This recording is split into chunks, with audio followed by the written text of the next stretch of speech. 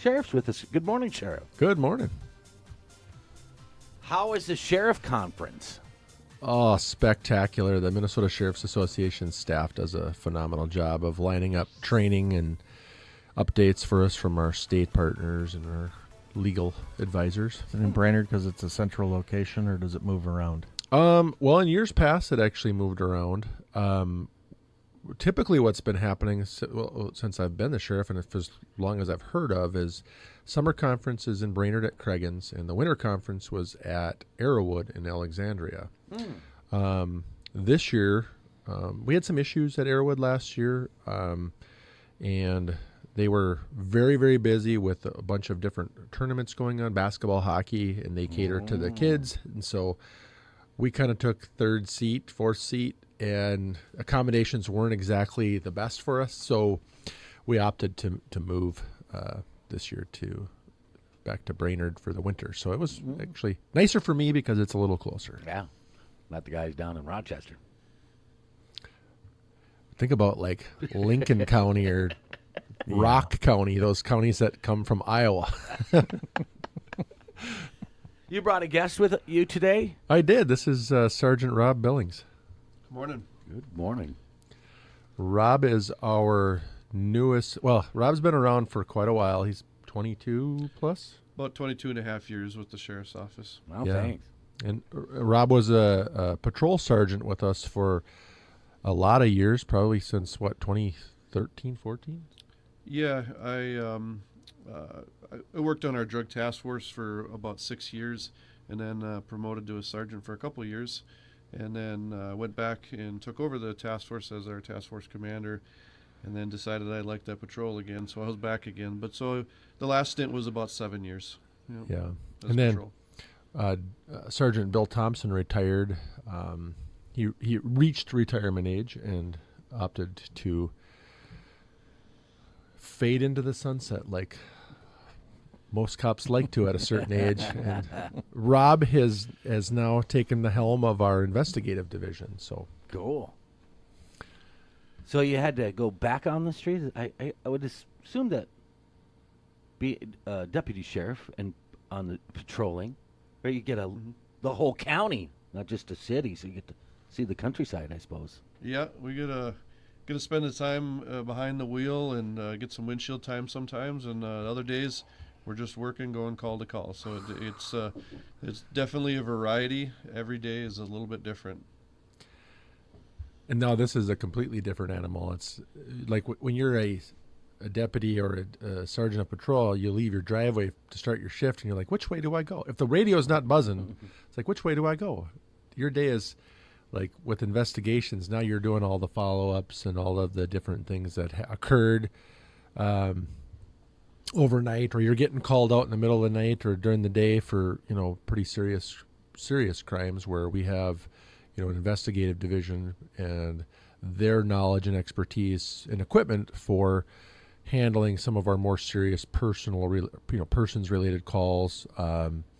Deputies might not be able to get to the bank during the day, during the day because they worked overnights. And so if they have a fraud case or they have a, theft by check or something like that, our investigators do a lot of that work as well. So People still write checks? few. Not many. They're still there. Yeah, and a lot of what we also work to is not only is it the crime that normally people think of, but we also we have a huge part in working with our social services, so our adult protection, our child protection. We do a lot of work. Obviously, we heard a lot about that here recently, and so that's a big portion of what we do in investigations, and so we get those calls. We get things coming in from that every day, multiple calls. So The story from yesterday was that you guys are the Bemidji police. They're like, which one? Which one? The grandma and the Oh, I saw that too. unsafe house conditions and oh, yep, that was our case. Yeah, yep. I did see that, Our no. road guys took care of that, and we worked with them a little bit. Yeah.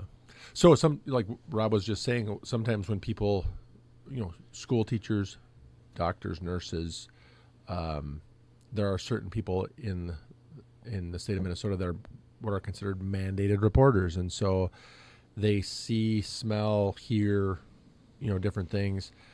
They're required by law to report things to social services, or their concerns to social services and or law enforcement. And so we work very well with Health and Human Services in Beltrami County, as well as any other county for that matter. Sometimes we have kids that are shared between parents across county lines. Sure. And so, we do those investigations with social services to determine, sometimes it's nothing, sometimes it's everything. It just all depends on, the circumstances. And so having that relationship is huge when it comes to making sure what's best for kids is happening. Rob, would you ever guessed that it was that busy with social services? Definitely not. Obviously, what I would see on patrol would be the cases that we would send to social services, but I never would see anything that came from the hospitals, came from the nursing homes or the school teachers, things like that. And now my eyes are definitely wide open to them because I'm seeing them every day. When my phone goes off and dings another email, it's usually another one of those, and so. There's definitely a lot that we deal with, and that's obviously on top of all the other criminal type cases that we're taking from our patrol guys as well.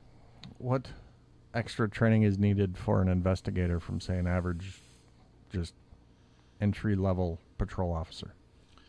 So for us, a guy comes in, goes to school and does his normal training, and so he gets just a little bit, kind of skims the top of a lot of the criminal investigation type thing. And so, some of them will go to more specialized training, but for the most part, they kind of get that top level.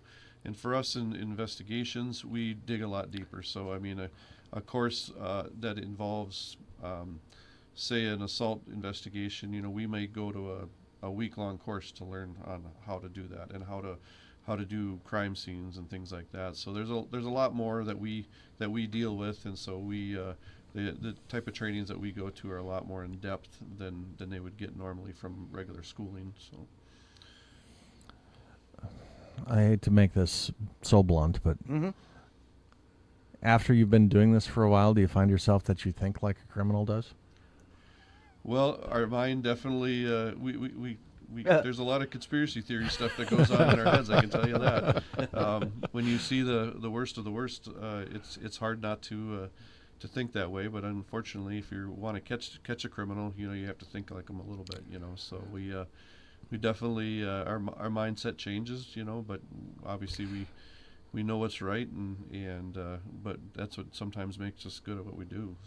So public may or may not be aware of some of the things that these guys do, but I mean everything from arson investigations to frauds to sex assaults to homicide. We are not immune to having those kinds of serious calls. And one of the types of events that takes a huge toll on our staff is CSAM cases. Those are the sexually explicit content with juveniles, and having to investigate those, having to investigate child predators, and the things that happen to kids it just takes a huge toll on. You can imagine. Yeah. And human trafficking, I would assume, has been going on longer than the current huge awareness that. Correct. Yeah, for sure. But I would assume that's another one that is constantly going on. And I wonder if some of the missing people are you going back and looking, maybe they were trafficked?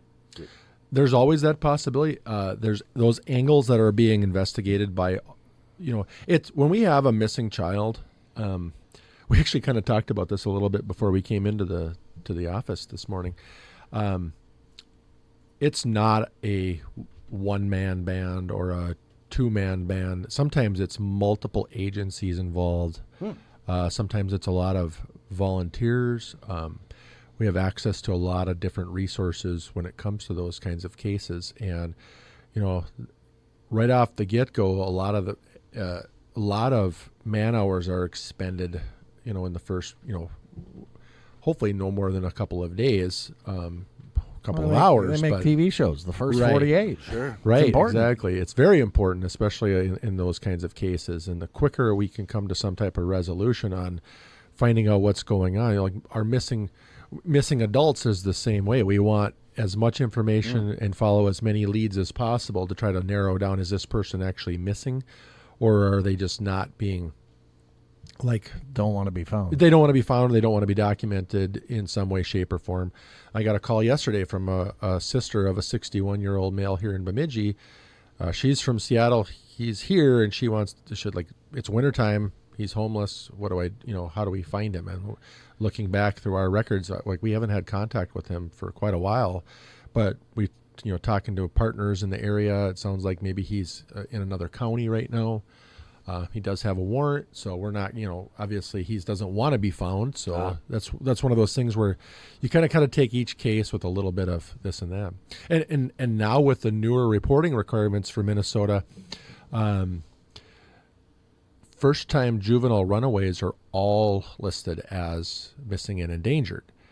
And we were talking about this too. People are like, why are there so many kids going missing from Bemidji? It's like, well, they're missing because they made a choice. They want to be missing. They want to be missing, exactly. I mean, I'm not saying it's out of the realm for someone to be, abducted or, like you said, Mark, trafficked.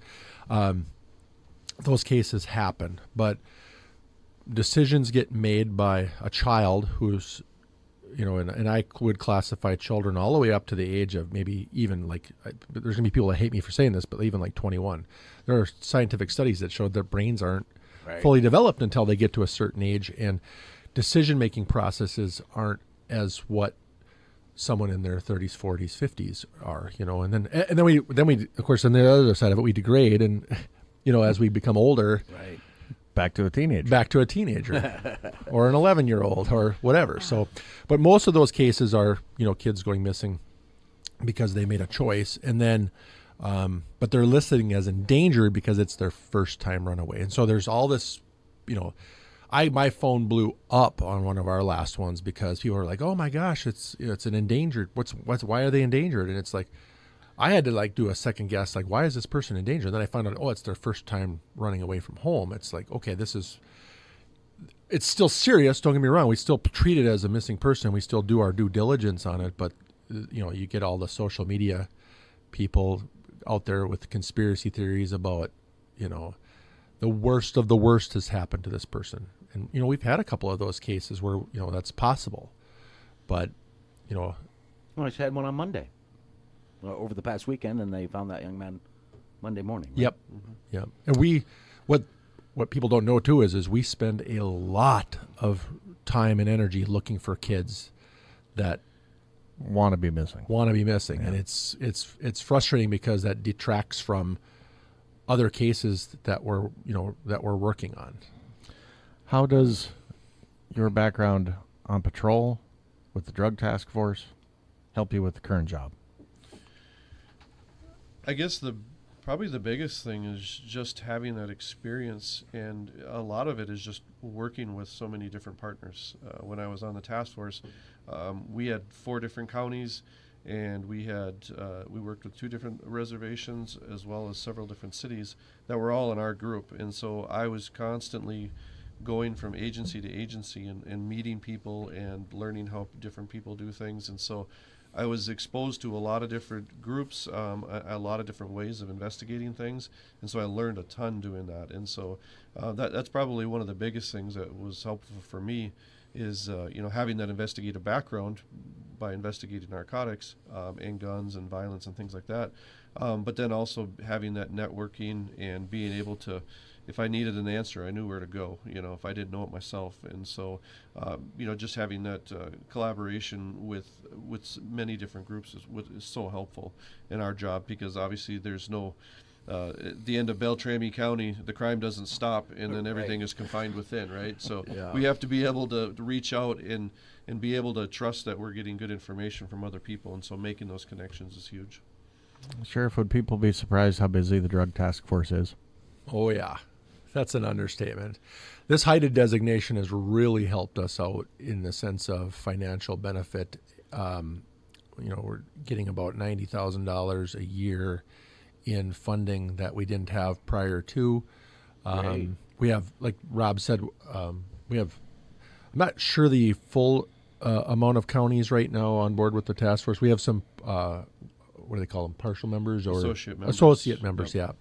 yeah, where they don't necessarily provide an agent, but they work with our agents when they can. And some of it's just due to their logistics to our county and then also their staffing levels and, some of those kinds of things. But, yesterday we were in Nadawash doing an operation, and that's not our county. That's that's so. But all of our agents from Beltrami, and that's 2 city officers. That's 2 who are agents, and then our 2 agents, which is one of our commander, and then I'm sure the agents from over on that side came out, Clearwater County or their staff and Monome and White Earth, yeah, all those folks were probably involved as it pertains to that operation. And then, we've assisted Cass County down in the southern portions of their county. Our task force actually travels quite a bit down to the metro to conduct operations with other VSETs down there to combat drugs from coming to Beltrami County. So it's very, very interesting stuff. I wish you could tell us all the details of that.